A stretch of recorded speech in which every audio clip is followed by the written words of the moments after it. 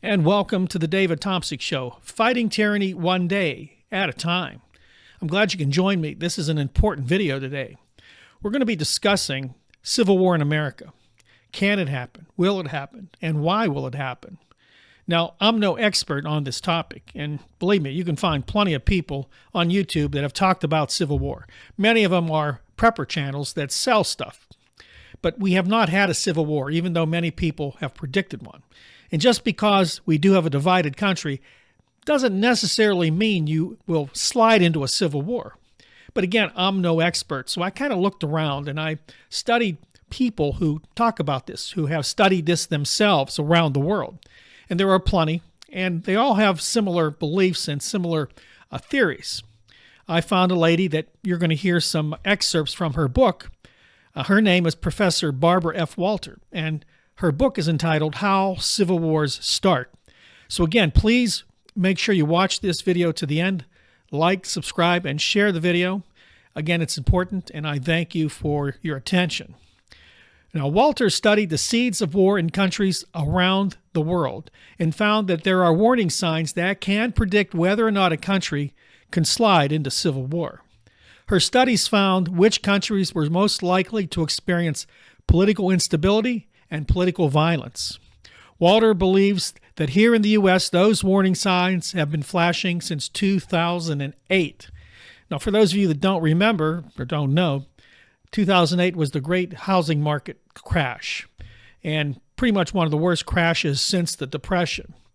Now, that's a pretty important starting point, and we're going to see why she believes this. She found two key indicators that would let an expert believe that a country could be headed for civil war. And let me talk about them right now. Now, these are the key factors. One, anocracy.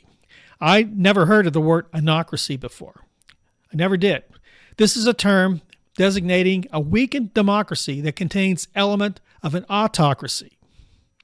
What's an autocracy? It's a system of government by one person with absolute power. Now, what she's saying here is that as a democracy crumbles, the power structure begins to crumble, a leader comes forward, an authoritarian type leader comes forward and takes control of the country. That's number one. Number two, it's whether citizens have organized politically around identity opposed to ideology.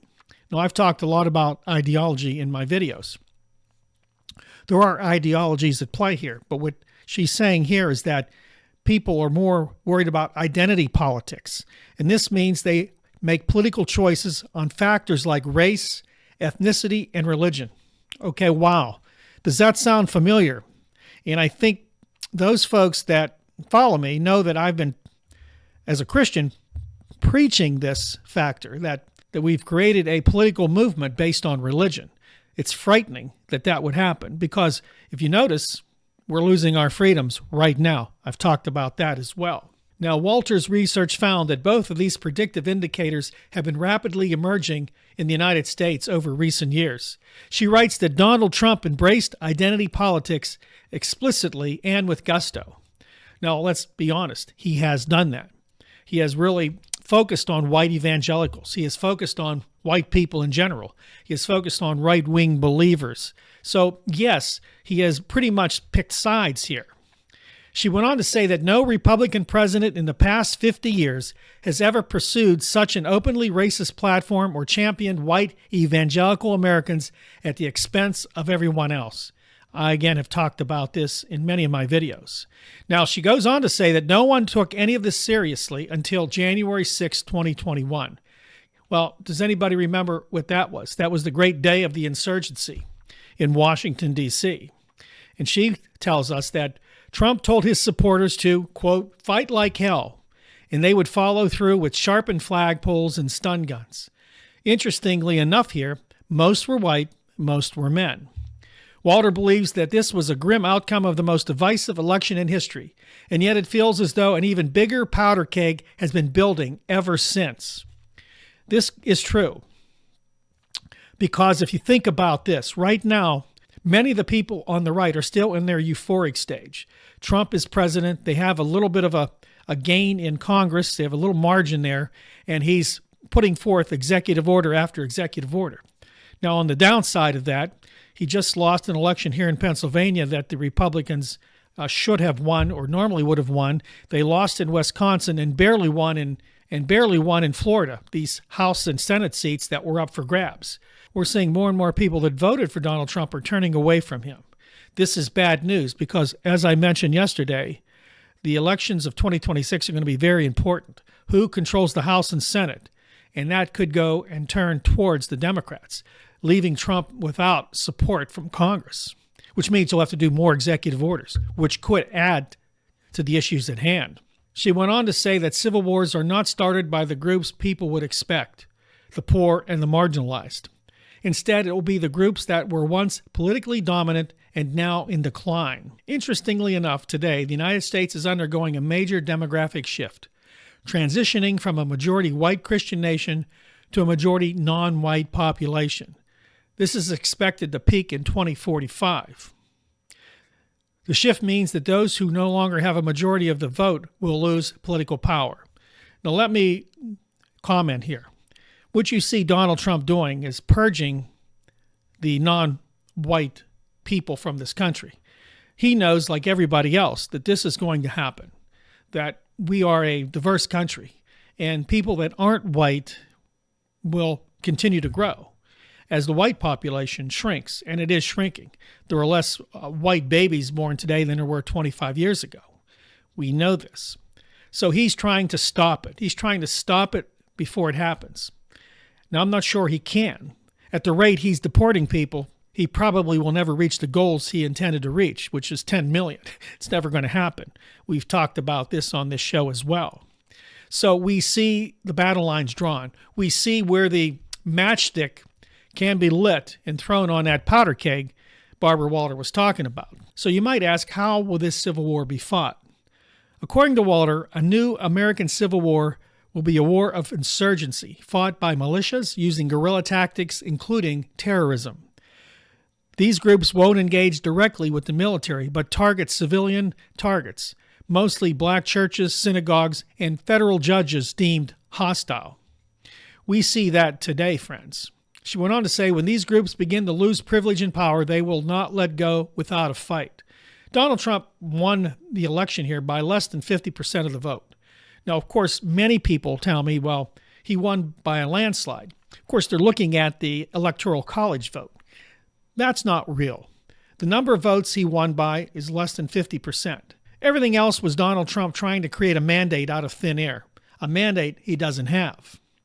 Now, Barbara Walter goes on, and this is very, very important, so listen to this through the end.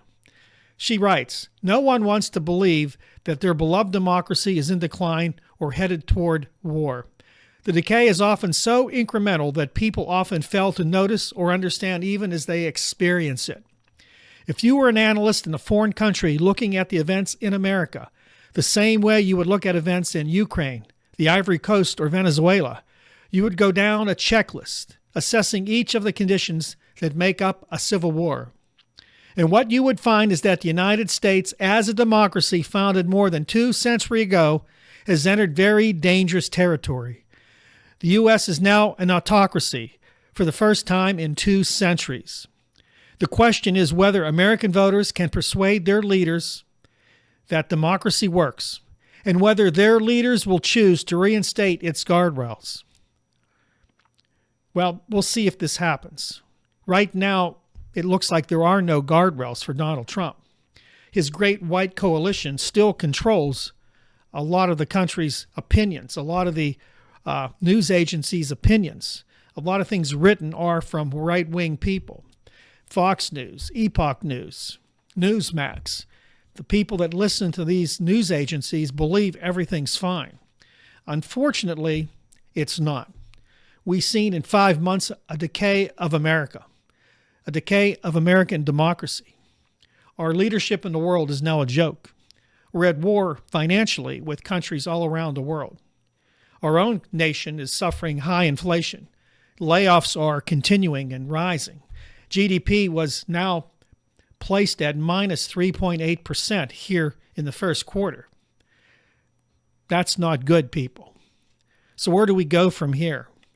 Well, we have to watch and we have to wait. The conditions are there. You see, right now, Many of the right-wing people still believe they have the upper hand. But as things collapse, as district after district falls away from Republicans and goes to Democrat, the 2026 elections, maybe the Republicans will lose the House. Maybe they'll lose the Senate or both. So as this right-wing coalition filled with right-wing militias realizes they are losing political power, that they are losing their status in this country, will they go to war? Will they fight like hell to keep it?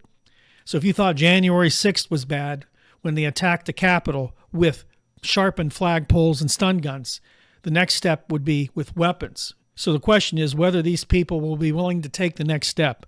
Will they be willing to start a civil war, to hold on to their power structure, to hold on to the world they once knew?